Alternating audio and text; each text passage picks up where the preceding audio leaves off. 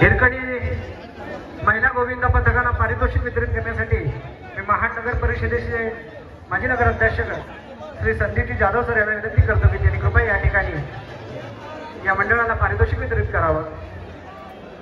यानंतर श्री मनोहर अण्णा रेशीम गोविंद पथक वडवली तयार आहेत का?